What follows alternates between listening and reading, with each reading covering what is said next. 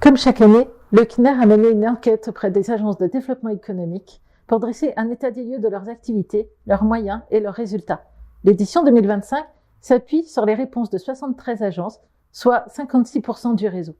Cela permet de dégager des tendances solides pour l'année écoulée et les perspectives à venir. Le réseau compte 131 agences, dont 70% avec un statut associatif. Elles sont réparties à tous les échelons.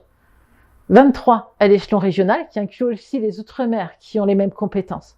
39 à l'échelon départemental, 17 à l'échelon métropolitain et 52 à l'échelon local. À fin 2024, les effectifs totalisent 3170 salariés, soit 24 en moyenne par agence. Pour ces 131 structures, la moitié d'entre elles ont moins de 16 salariés, ce qui constitue la médiane. Pour les conseils d'administration, on compte 25 sièges en moyenne, avec une forte représentativité des collectivités territoriales bien sûr, mais aussi des acteurs économiques privés comme les syndicats d'entreprise et les chambres consulaires.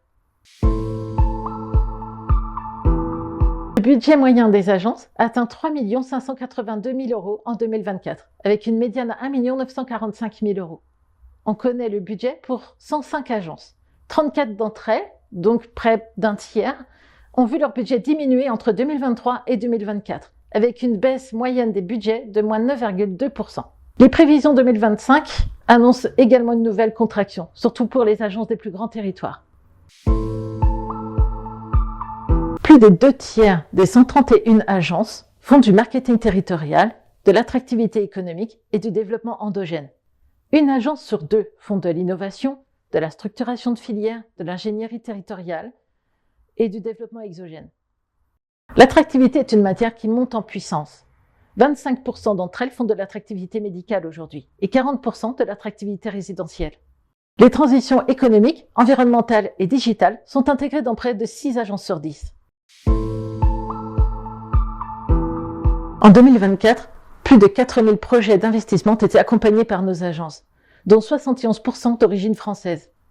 Ils ont créé ou maintenu plus de 79 000 emplois, dont les 2 tiers liés à des investisseurs français. Les projets français, justement, accusent une baisse de 17% par rapport à 2023 en nombre, mais leur intensité progresse. En effet, chaque projet français accompagné par les agences ont maintenu en moyenne 18 emplois sur le territoire contre 14 l'année précédente. Le ralentissement observé en 2024 s'explique par la fin du rattrapage post-Covid et l'instabilité géopolitique et politique.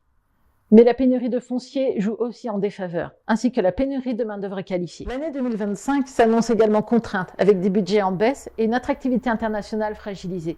Les agences devront faire face à davantage d'entreprises en difficulté structurelle et à des enjeux sectoriels majeurs, comme pour l'automobile ou l'hydrogène.